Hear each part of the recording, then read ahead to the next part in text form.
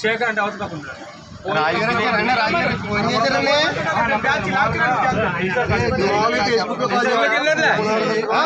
చెప్పమన్నా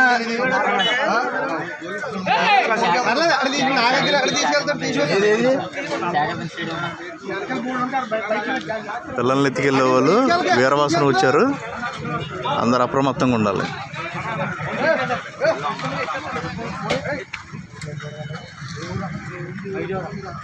తీసుకురండి.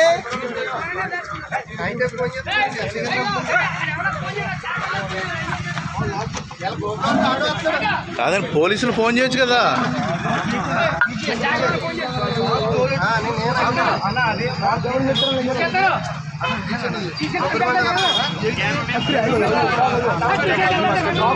మన చాపర్ ఉన్నది